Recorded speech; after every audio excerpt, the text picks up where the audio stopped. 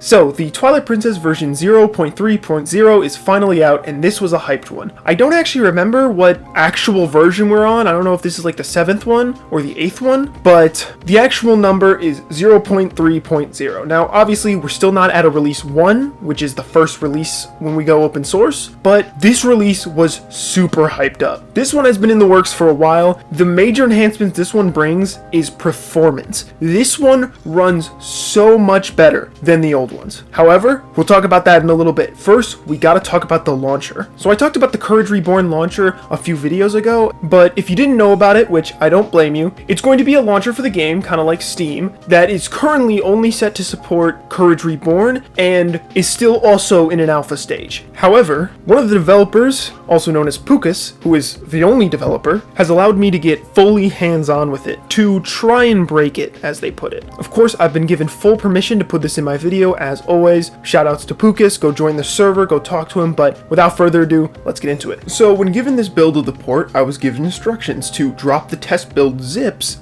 into this folder. So naturally, the first thing I did was drop something else in there. I have this zip file for 8BitDo Ultimate software that I use my controller with, and I dropped that in there. Unfortunately, nothing. It just gives you this error and then leaves. Which, okay, seems pretty idiot-proof, but I'm a very powerful idiot, so I decided to drop the test build zip in with the other zip to see what would happen then. And then I noticed I got a new error, so I decided to rename the 8BitDo Ultimate software zip. Unfortunately, that didn't work either. So fine, I'll just do exactly what they want me to do. I'll put the test build into the folder just how it is, exactly what they wanted me to do, and I got the exact same error as before. Now, my version of the port is a little old. It's the last version, so I grabbed the newest version, tried to load that up, same thing. I literally could not break it. It came pre-broken. Now, I did inform Pukas about this, and of course, he got back to me within 2 hours with a fixed version of the launcher. Naturally, I rushed to just try it out normally, and I got the same error. So, I did some troubleshooting,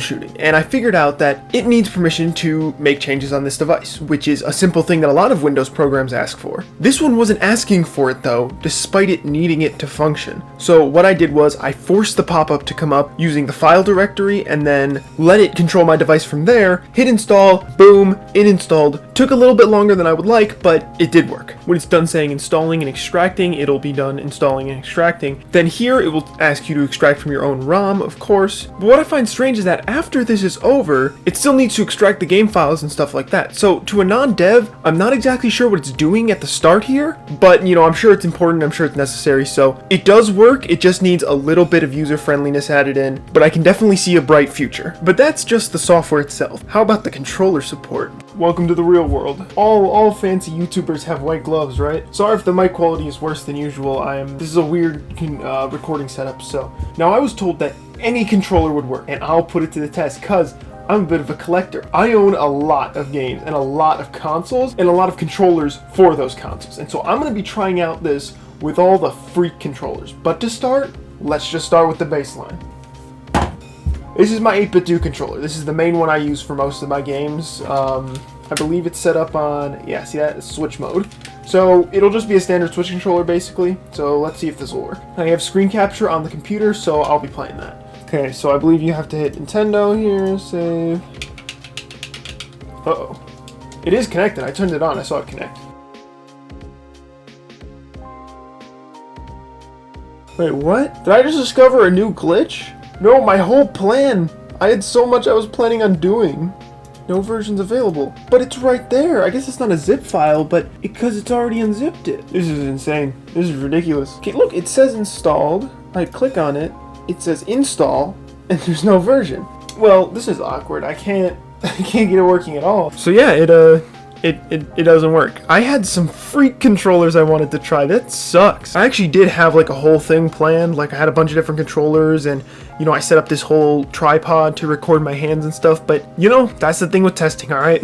And of course, I told Pukas all of this. He knows, he's working on it. You know, I've said before, the speed at which the developers are working on the port is amazing. The speed at which this launcher is being developed is amazing. Like, I can almost confidently say now that the launcher will come out right alongside Twilight Princess Courage Reborn, which is a bigger feat than people realize, because this will make the whole process feel so much more modern, so much more official. It'll be faster. It'll just be amazing to have this at launch. And yes, I did check all the features. I went around, I clicked buttons and stuff. I could not fix it, unfortunately. The Discord link was broken in the first version, and it's still broken, but that doesn't matter. And overall, I love the UI and design. Nice work, Pukas. Keep it up. Now, if for whatever reason you're a tester, or you want to be a tester and you want to test this launcher out specifically, I don't believe we're letting random people test it yet. I think it would benefit from having more people test it, because this is just what I was able to find just messing around. I can't really tear it apart like a developer could, or a more experienced tester could. So yeah, I feel like you could benefit from that, but if Pukas doesn't want that, then don't bother him about it. So yeah, that's the current state of the launcher. But what about the current state of the game?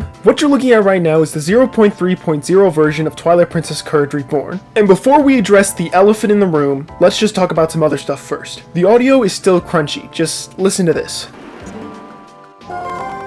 A little crunchy, but you know, it's workable. Audio will probably be fixed later. Next, a really big enhancement. It doesn't say it crashed when I close the game. If you close the game on the earlier versions, then it says it crashed. But it doesn't say it crashed on this version, which is really nice. I can still target dead enemies, which is really annoying, and I wish they fixed it sooner, but I think the smart thing to do was to focus on performance before glitches. And I know for a fact this is what they did, because the monkey still disappears. I swear to God, every version, that stupid monkey still disappears. Every version. That monkey just doesn't want to stay. Now, I have a theory for why. The monkey will not jump on the rope while the spider is there. After you kill the spider, it can jump on the rope. However, the spider is still targetable. Now, this might be wild speculation, but I think the fact that the spider hasn't fully died is the reason this doesn't work. I think it still knows there's a spider there, despite there not being one there. And so while the animation starts for the monkey jumping on the rope, it won't actually let you swing on him at all. Now, of course, I talked to Linif about this. He said he's going to fix this. He said that's going to be his next focus, but I got another next focus. What am I looking at? What is all this? This is horrible. It's like white and also slightly transparent. It's really distracting, but hey, this is just the cost for all the eyes being fixed. You might have noticed in the last few versions that the eyes were always dark for some reason. Now they're completely fixed. Look beautiful. Wish the rest of the game reflected that. Of course, I'm not hating, because the big change this version makes is performance, like I said. Now, it runs amazingly, not just compared to the old versions, but in general, it is so smooth to play it now. I'm so used to getting frame drops with these ports, and now it's just buttery smooth the whole time. There was times where the frames dropped. I wouldn't really call it like lag, it was just momentary drops, but that's the least of our concerns. Linif has said that Hyrule Field, which was the part of the game that ran the worst, is now running at a stable-ish 40 FPS, which means in a game that only runs at 30 FPS, it's 100% stable, which is great. But who cares about 30 FPS, right? You want 60 FPS. Now, I'm not really allowed to go in depth about how they're going to do this, but I can confirm that major enhancements like widescreen and 60 FPS are coming later. I can't say when, and I can't say how, but they are coming, do not worry. Now, even though it runs perfectly, I'm not saying it's perfect yet. There are still soft locks, and obviously the monkey still disappears, so there's still a ways to go, but the progress has been amazing, and I'm so excited. And if you're excited, hit subscribe, because I'm going to continue covering it up until the day it releases and probably after that. So stay tuned.